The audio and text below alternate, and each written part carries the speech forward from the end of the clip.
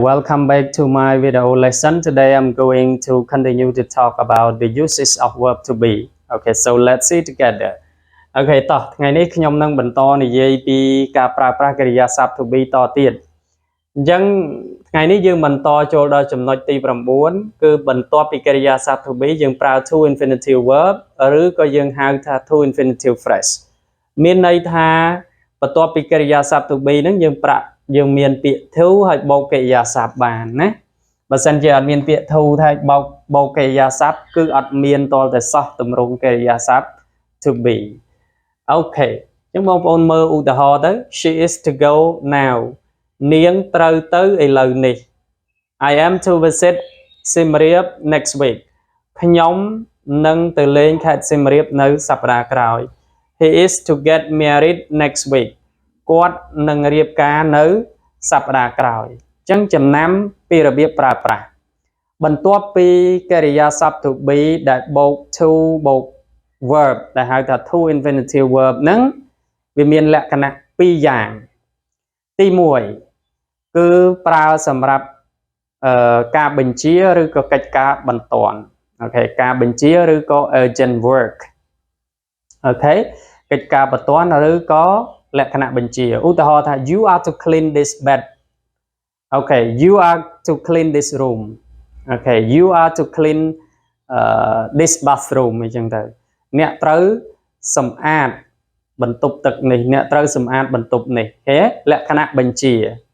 ប៉ុន្តែបើសិនយើងប្រើថា you are clean this bathroom no អត់បានទេអញ្ចឹងកិរិយាសព្ទ to be បន្ទាប់ពីវាគឺយើងប្រើ to បូក verb បានហើយអា to បូក verb ហ្នឹងហើយគេហៅថា to infinitive ដល់ពេល to infinitive ហ្នឹងវាមានលក្ខណៈ2យ៉ាងទី1ប្រើលក្ខណៈបញ្ជាឬក៏ការងារបន្ទាន់ទី2គឺប្រើសំដៅទៅលើអនាគតកាលដែលជាគម្រោងផ្លូវការណាគេហៅ official arrangement or plan អូខេអញ្ចឹងយើងមើលនេះអាណាចូល official arrangement នេះអនាគតកាលមិនអញ្ចឹងគម្រោងនាពេលអនាគតអានេះក៏គម្រោងនាពេលអនាគតអានេះគឺកិច្ចការងារបន្ទាន់ហើយបើបញ្ជាគេប្រើជាមួយប្រធាន you ថា you are to work for me អ្នកត្រូវធ្វើការឲ្យខ្ញុំហេគេបកត្រូវហើយបើអនាគតកាលយើងបកនឹងមក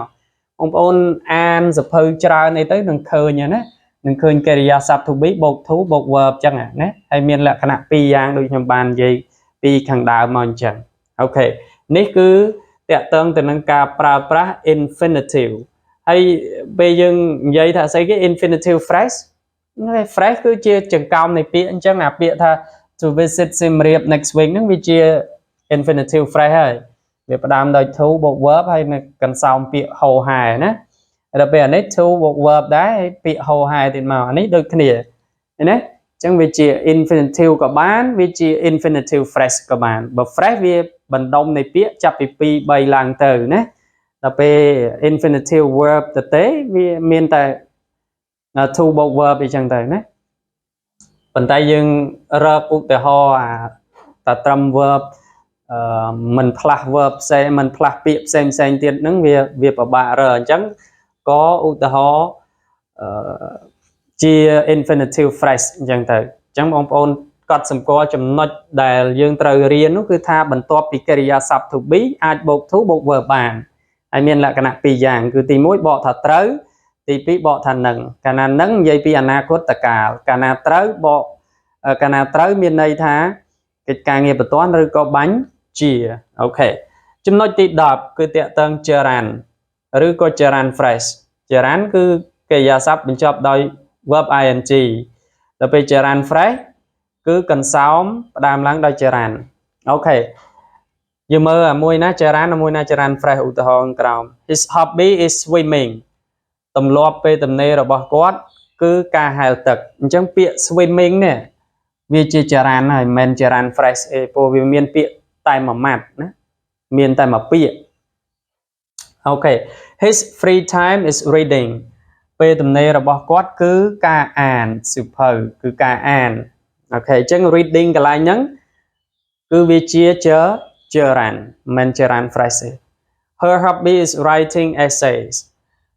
ទម្លាប់ពេលទំនេររបស់នាងគឺការសរសេរតែងសេចក្តី essay តែងសេចក្តី Okay, chẳng bị writing essay về chỉ charan phrase cái nhé về bắt đầu làm đôi charan hay bị nó cứ về bị cùng choគ្នាtới cái ao chúng ta phrase. Okay, chẳng riêng để trai sum có thà score là mất đam mê đăng thao về chỉ charan cứ cái riya sắp bình chop đòi ing hỏi về ácប្រើជានាមក៏បានវាអាចប្រើជាកិរិយាសព្ទក៏បានវាខុសពី present participle ណាអូខេអញ្ចឹងចរន្តអាចប្រើជាកិរិយាសព្ទក៏បានអាចប្រើជានាមក៏បានហើយយើងអាចលើកតួនាទីរបស់វាមកដាក់កន្លែងនេះបានអត្ថន័យរបស់វានៅដដែលឧទាហរណ៍ writing essays is her hobby ការសរសេរតែងសេចក្តីគឺជាទម្លាប់ពេលទំនេររបស់នាងអញ្ចឹងបើសិនជា present participle អាចលើកត្រឡប់មកវិញបានទេអញ្ចឹងបើចរន្តយើងអាចលើកត្រឡប់បាន reading is his free time ការអានគឺជាពេលទំនេររបស់គាត់អូខេ swimming is his hobby ការហែលទឹកគឺជាទម្លាប់ពេលទំនេររបស់គាត់អញ្ចឹងសរុបមកគឺចរន្តយើងសម្គាល់មិនលក្ខណៈទី1គឺយើងមើលទៅលើប្រធានរបស់វាមិនមែនជាមនុស្សទេប្រធានរបស់វាជានាមអរូបីជា action ជាសកម្មភាពណាទម្លាប់ពេលទំនេរនេះវាមានមើលឃើញវាមានប៉ះបានទេណាអញ្ចឹងដល់ពេលអាកន្លែងដែលវា stand នៅបន្ទាប់ពីកិរិយាសព្ទ to be ហ្នឹងអានោះហើយគឺជាចរន្តប៉ុន្តែបើដូរប្រធានវិញខ្ញុំគ្រាន់តែដូរដាក់ថា he is swimming អញ្ចឹង swimming คล้ายទៅជា present participle បាត់ឃើញទេចឹងអានឹងលក្ខណៈវាសម្គាល់អញ្ចឹងឯងដើម្បីកុំឲ្យច្រឡំជាមួយ present participle. Okay, so that's all for this video. I hope that you learned something from this video. See you in the next video. Thank you for watching.